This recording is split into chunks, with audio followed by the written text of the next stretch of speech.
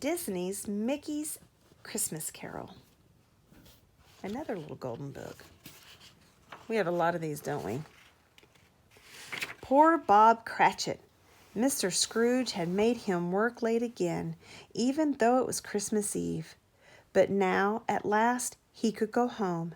"Merry Christmas," he called. "Christmas, boss," shouted Scrooge. "Don't forget to take my laundry." Ew.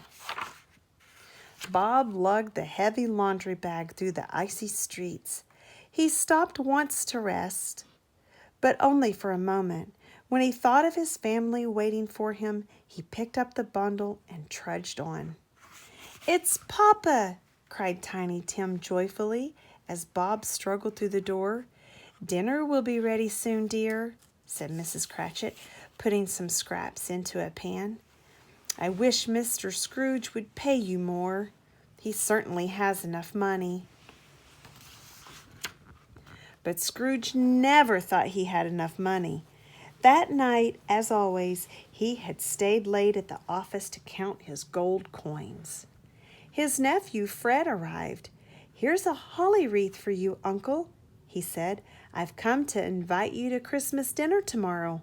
We're having roast goose and plum pudding and candied fruits and—" "Out of my way, boy!" shouted Scrooge. "You know I can't eat that stuff." "Give a penny for the poor?" asked a man out on the street.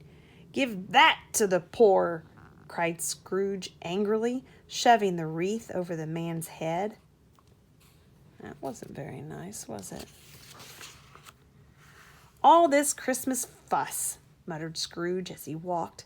"Bah, humbug!" He thought of his dead partner, Jacob Marley. "Marley never gave anything away," he said. "He was my kind of man." As soon as he was home, Scrooge sank into his favorite chair. He was just dozing off when clank, clank, clank. Scrooge sat up with a start. The ghost of Jacob Marley was coming toward him, slowly, dragging long, heavy chains. What is tree? Right here. "I must carry these chains through eternity," moaned Marley, "because I was selfish. Your punishment will be the same, Ebenezer Scrooge." "No," said Scrooge, "it can't be. Help me, Jacob." "Tonight," said Marley, 3 spirits will visit you. Listen to them, or your chains will be heavier than mine." I think Scrooge is a little frightened. The ghost vanished. Scrooge blinked and shook his head. "I need rest," he thought. "Imagine thinking I saw old Marley." He climbed into bed. He had barely fallen asleep when the alarm clock jangled. Scrooge opened his eyes and saw a dapper little fellow standing on the night table. "I am the ghost of Christmas past," he said. The ghost held out his hand. "Hold on," said the ghost. "I'll take you to a Christmas of long ago." Scrooge felt himself drift toward the ceiling. "Oh, oh, oh," he shouted as they sailed out of the window. They flew across the night sky and landed near a house filled with music and cheerful voices. Scrooge looked in a window. He gasped. "Why, that's me," he said, "when I was young. And there's old Fezziwig. He gave me my first job. And there's lovely Isabel." "See how happy you were then, Scrooge," said the ghost. "You were full of love. But then you grew greedy and lost all your friends, even Isabel." Scrooge turned away. "I don't want to see any more. Please, Spirit, take me home." Ring, ring! It was the alarm again. Scrooge opened his eyes. "I must have been dreaming," he said. "Fee, fi, fo, fum," boomed a voice. Across the room, a giant was sitting in Scrooge's chair. surrounded by bowls and platters of luscious-looking food. "What's all this?" demanded Scrooge. "It's the food of generosity," said the giant, "something you know nothing about. I'm the ghost of Christmas present. Come and see what's happening tonight." He picked Scrooge up and dropped him into his deep pocket. Outside, the giant set Scrooge down in front of a tiny, tumble-down house. Scrooge peered through a cracked window. "It's the Cratchits," he said.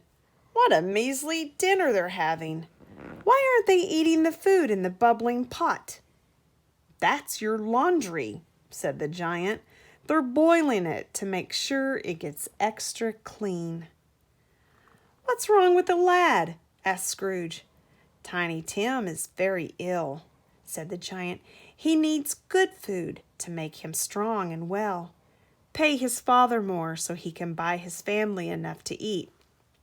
The giant's voice faded, and then he was gone. Scrooge tried to call the giant back, but it was too late. Suddenly he was surrounded by thick clouds of smoke. When the air cleared, he was standing near a broken-down tombstone in a shadowy graveyard. "Hello, Scrooge," said a voice behind him. "I am the ghost of Christmas future." Scrooge turned to the ghost. "Whose lonely grave is this?" he asked. "See for yourself," said the ghost. "It belongs to a man who was very rich, but he was so selfish and unkind that he had no friends." Scrooge bent to read the name on the stone. "Ebenezer Scrooge? Oh no, this is my grave." "That's right," laughed the ghost. "No, please," begged Scrooge. "I don't want to die all alone with no friends. I'll change my ways. I promise. I'll change." Scrooge's eyes flew open. He was in his own bed. He was still alive, and there was still time to change, to make a new beginning. "It's Christmas morning," he cried. He dressed quickly and rushed outside. "Take these," he called, tossing bags of money to the men collecting for the poor. "Hello, Fred," he shouted when he saw his nephew. "May I still come to dinner?" Of course, Uncle," replied Fred, surprised. "Splendid. I'll see you later. There's something I must do first." A while later, Scrooge knocked at Bob Cratchit's door. "Merry Christmas," Scrooge said happily. "I have another bundle for you." Bob gulped. "More laundry, sir?" Scrooge laughed. "Don't be silly, my boy." "Look, Papa!" cried Tiny Tim, opening the sack. "Toys!" "Friends are worth more than all the gold in the world," said Scrooge. "Cratchit, from now on, you and your family will have all the good food and warm clothing you need. Merry Christmas, my friends." "And God bless us every one," shouted Tiny Tim.